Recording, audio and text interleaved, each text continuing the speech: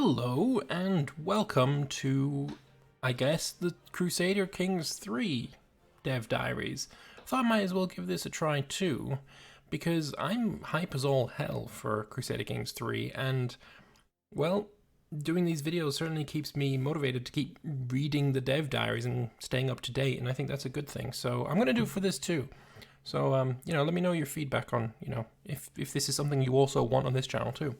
But anyway, first off, we've got Dev Diary 0, The Vision. We had one of these for Imperator as well, the Vision kind of Dev Diary. And I guess we should just get straight into it. Nice little screenshot from the intro trailer. Greetings, friends. It's my pleasure to finally be able to talk about what I've been working on ever since Stellaris came out and before. Remember, this game has been in... he had the ideas for it in 2014 and he started work on it in 2016, if I remember correctly from my interview. Crusader Kings 3, of course. CK3 draws on the wisdom gained over CK2's 7 long years of expansions and patches, all the things we simply could not do in that game, and represents the natural evolution of Crusader Kings. Yes, Crusader Kings 3 is an evolution, not a revolution. It's better across the board and does not alter the core CK experience. That said, we did not carry over everything from every expansion and update to CK2. Rather than trying to do full justice to the less appreciated systems, we decided to go deep rather than wide. And the few things I can remember off the top of my head that is not being introduced is the inventory, the supernatural stuff, warrior lodges, nomads, merchant republics, and boats. The main design goals with CK3 were character focus. Crusader Kings is clearly and unequivocally about individual characters, unlike our other games. This makes CK most suited for memorable emergent stories, and we wanted to bring characters into all important gameplay mechanics where possible. And just going back into what I've heard so far, both in the press event that we attended and the interview, things like technology had nothing to do with characters in CK2, and it will do, although we don't know much about it, it will do in CK3. Player freedom and progression. We wanted to cater to all player fantasies we can reasonably accommodate, allowing players to shape their ruler as dynasty and even religion to their liking, though there should of course be some appropriate challenges to overcome. Good stuff. Player stories. All events and scripted content should feel relevant, impactful, and immersive in relation to the underlying simulation. That way, players will perceive and remember stories, their own stories, not the developer's stories. And yeah, this is kind of important for me, especially. CK2 was sort of designed as a grand strategy game, and it turned into more of a roleplay game. I think CK2 really shined when you played it as an RPG rather than when you played it as a grand strategy game. That's why some people can play this game for many, many thousands of hours, doing many different, playthroughs and find a different experience every time, whereas some seem to have experienced all they can from the game because they don't do the roleplay as much, and then sort of get burned out on it. They know how to conquer the world, and it's easy for them now, so why play the game anymore, sort of thing. And yes, I am basically calling out Arumba on that one, but it's not anything negative against him, it's just the way he plays games. It's just different to the way, RPGs work, I guess. Approachability. Crusader Kings 3 should be user-friendly without compromising its general level of complexity and historical flavour. It's nice if it's easier to get into, but more than that, it should be clear what everything is in the game, what you might want to be doing, and how to go about it. Yeah, getting into CK2 for a new player was quite difficult. The UI was not the greatest. It was menus within menus, and finding where you need to go to do certain things was generally quite difficult for a newer player. So yeah, having it more approachable without compromising complexity is good. Now you might say, cool, but I took the time to master CK2, bought all the expansions, and now it provides me an enormous breadth of options. Why should I play CK3? It's a fair question. As I mentioned earlier, we decided not to carry over all the features from CK2. So if you play CK2 primarily for, say, the Nomads or Merchant Republics, the only faction types that were playable in CK2 but not CK3, you might be disappointed. There are likely other features and content that will be missed by some players, but in return we believe that everyone will find core gameplay more fun and rewarding. To be clear, CK3 is a vastly bigger game than CK2 was on release. I know this dev diary was short on details, but don't despair, they will be revealed over the coming months. Yeah, so that was the first dev diary. Not really. I mean, it's understandable. Like, it's dev diary 0, so you are going to be light on details, but that's fine. One thing I did want to do though is go over a Reddit thread by AsaTJ. TJ Hafer. He does the patch notes, what they really mean, and he's also freelance journalist, I guess. And he got 2 hours with the devs, whereas I only got like 10 minutes. So he got a lot more information, and I will definitely link to this thread so you can go and read it yourself, but I wanted to go over it here as well for, my audience, so we can see what other information he's managed to glean that I haven't. I will say as well that he is a big CK2 fan, much more than myself, so he would have had a better idea of what to ask as well, I think. So yeah, I'm gonna pop that over here and we can have a look through this Reddit thread as well. So he had an article here as well that he's wrote for US Gamer, so that has some new information, but this is the stuff I really want to go into. So 5 unique graphic sets for clothing at launch: Western European, Middle Eastern, Sub-Saharan, Indian, and Steppe. Everyone else uses what is the closest match. In terms of physical appearance, the new DNA system can represent all ethnicities, so we probably won't be seeing face packs again. Very, very interesting, because those were, to get all of them, was quite expensive, let's be fair. No era-specific clothing at launch. Also, on the face packs, there were some that were really good, like the Norse one, but some were really not quite so good. The earliest ones were kind of bad. Or I think it was actually the release faces for the Anglo-Saxons. I really didn't like those. They were pretty bad. Clothing is partly based on rank. A Western Count and a Western Duke might wear a similar style of clothing, but one wears linen and one wears silk, and you will be able to see the difference. Lovely. A lot of the criticisms that I've seen so far on the portraits, or I guess 3D models now, is that you won't be able to see the difference between ranks because you no longer have the circle around their heads showing, what rank they are. So being able to very easily identify from clothing would be kind of important. No more static event pictures. Events will feature the actual character and models posed in some kind of background. They can have props like knives, crucifixes, etc. Currently, they don't animate to actually interact like getting into a fight. Currently. maybe eventually. Tutorial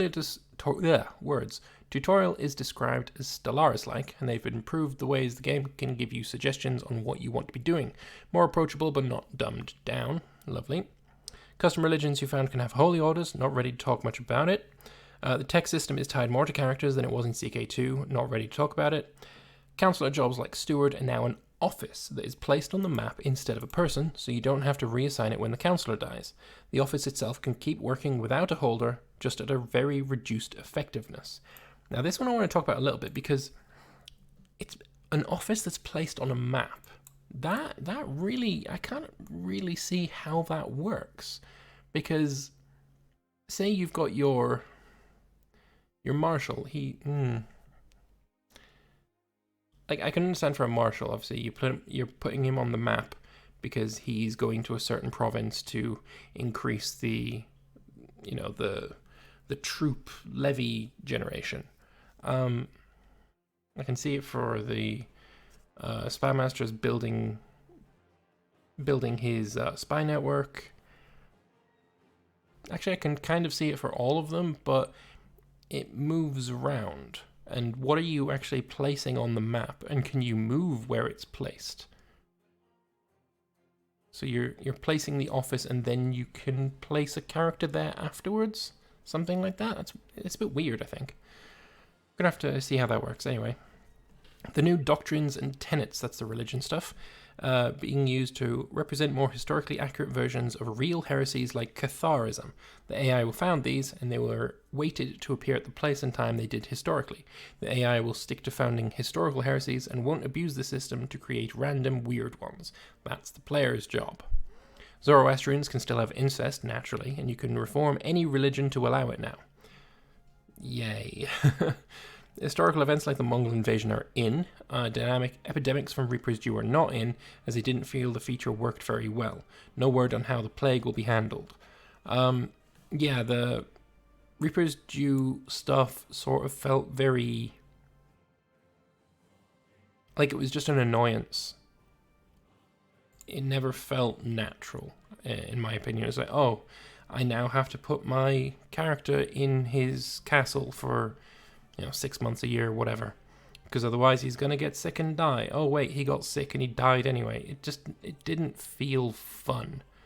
And I know syphilis and typhoid and smallpox and all that, they weren't fun either, but this is a game. It's supposed to be. Characters can still get sick though and are treated by court physicians. Provinces now have development, which is like civilization value in Imperator, so it's not like EU4 click a button and the development goes up because yay. Tribes don't care about it, and feudals get more taxes from it. Revolt risk has been replaced by control, which is going to work a bit differently. I'm seeing control.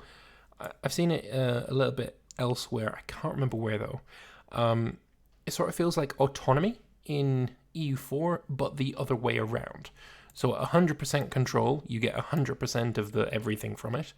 But at 0% control, it's like having 100% autonomy. That's what it sort of feels like. Whether it is like that, I don't know yet. If your heir when you die is an old guy who has already invested all his perks, you can respec his lifestyle tree once if it sucks.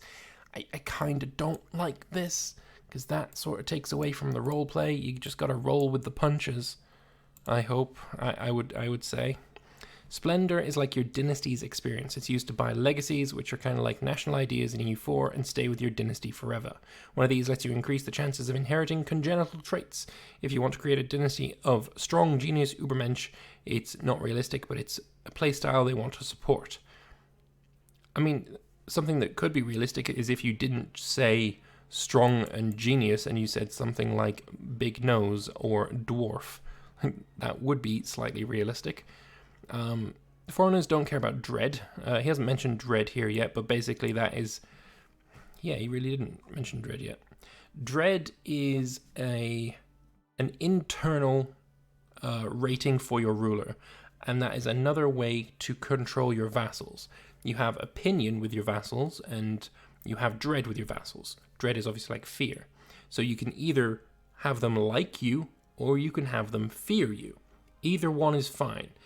However, if your ruler has really high dread and then he dies, it's going to affect his heir, because the heir does not have such high dread, and your vassals will remember that your dad was a dick. Fleets are now handled like CK1. You just pay money to turn into boats. Naval combat is a possibility in the future. Henrik thinks it'll be cool, especially for the Mediterranean. Oh god, I hate this. I really don't like this. And I'm fairly certain in EU4 there is a joke poking fun at Total War for the way that they handle navies now. I'm almost certain that is the case. And now they're doing it themselves. Vikings can still sail up rivers, so navigable rivers are confirmed. There's a big dragon hanging out in Terra Incognita on the eastern edge of the map, and it looks like they've left plenty of room to add China in the future. Wouldn't say anything about it. No Chinese Emperor interactions at launch. No plans for a CK3 to EU4 converter. Maybe a CK3 to EU5, though. Maybe. No, reason this isn't in is because it's a huge amount of work to have it work at all. Never mind work properly. It's a huge amount of manpower hours to have it work and then also keep it updated with every single patch for either game. It's a massive amount of work, and to be honest, the amount of people who actually use it, it's really not worth it. It really isn't. So whether it comes in the future or not, who knows. CK3 is said to be quite moddable, so I'm gonna go out on a limb and say it's probably gonna end up being community developed, because it's for the devs, it's just not worth the time investment. You only need to siege the fortified holdings to occupy the entire country. Castles are automatically fortified, but cities and churches are not unless you've built walls in them. So early game is going to be siege all the castles and then everything else is fine. You don't need to. And then late game, you have to siege every single fucking barony. One thing I don't know yet is whether castles will have like a zone of... Well, they do have a zone of control. We know that from when he was talking about having to place a fort in a strategic location, like on a mountain pass. But would that be counted as zone of control, though? I'm not sure. But either way, you'd have to siege the castle anyway to win the war, I guess. What I'm thinking, though, is... Will you have to wait a month over a church or a city to siege it, or is it just automatically sieged when you walk over it, like, Hearts of Iron style? I don't know. I would assume that it's, a month or whatever amount of time it takes to siege, because, siege mechanics haven't been explained yet. Factions are back. Peasants can now found factions. One example given was a Norwegian peasant living under a Danish king can found a self-rule faction, and Norwegian culture nobles will join them. Like a combination of CK2 faction and a peasant revolt. It's very powerful. Lovely. Henrik is not interested in non-dynastic play, so holy orders, I guess theocracies as well. Playable mercenaries are a possibility, playing landless and using our armies to make money. Adoption is also a potential mechanic. Neither one will be in at launch. Yeah, so it'd be nice to be able to play a theocracy for sure, but with Dynasties being a huge part of CK3, yeah, I can understand why they're not really going for it. Like, what use do you have of a dynastic, tree where you get perks for your dynasty if you don't care about your dynasty? Yeah, CK3 is the dynasty game. It's not the character game, it's the dynasty game. Much more events that deal with interpersonal drama and people important to the player, like family, friends, and rivals. Events can look back at how a relationship between two characters has developed over many years and generate content for them dynamically. There is a poetry generator that will automatically make your poetry... will actually make your poetry better or worse based on character skill, because clearly there is a poetry skill in the game. That was a joke. Double the number of content designer working on CK3 as CK2 had at its height. Direct vassals will always matter, so the previous comment about barons not being important doesn't necessarily apply if you're a count. And by previous comment, he means the thread up there, which I will also link. No crazy fantasy events, Immortality, Satanism, Child of Destiny at launch. Undecided if they will be added later, but if they will, it'll be definitely game rules to turn them off. CK3 should feel more historical compared to CK2. This was a goal. Number of special mechanics for Crusades, but they're not talking about them yet.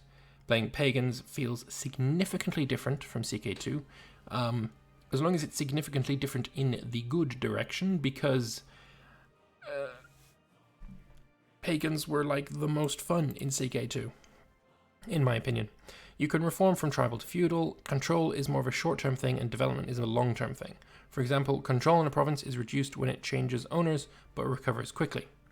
Religions have degrees of relation, so Abrahamic to Christianity to Catholic. Eastern religions are more tolerant of heresies. Ecumenism. Catholics, Orthodox, and Coptic don't treat each other as heresies for the purposes, whatever, of CBs and stuff. This is what I was talking about in my video about, the schism being like an exception. There are steps of tolerance. It's not just true faith, heretic, or heathen. Shade thrown on EU4. Converting foreign rulers with your chaplain will not be in at launch. Investiture system and anti-popes will not be in at launch. When you found a new religion, some vassals and some provinces will convert based on things like opinion, modifier, and traits like Silas and Cynical. And terrain type has an effect on development in provinces, but climate currently does not. And there's no inventory system at launch, which I've already mentioned. So yeah, that's some more information about CK3 that TJ has uncovered. So yeah, big props to him. Let's give him an upvote and another one. So yeah, I hope you didn't mind me just reading out what he has found out. But not everyone on my channel is on Reddit, and you know, maybe you didn't know all of this stuff, and now you do. So yeah, big props to Asa TJ for this. Great guy, met him at PDXCon last year, and again this year as well. So yeah, thank you very much to him. So yeah, that was the first dev diary and some more information about CK3. Let me know your thoughts, both on the game and whether you want to see this kind of series continue, me going through the dev diaries, explaining or telling you what they say and giving you my personal thoughts on everything, because I'm interested in doing it. I think CK3 is going to be pretty good. Although I have no reason to think that right now, because like it's really early. No one fucking knows. But it looks great, at least. So, yay. Anyway, thank you all very much for watching. I've rambled enough, and I'll see you next time. Bye-bye.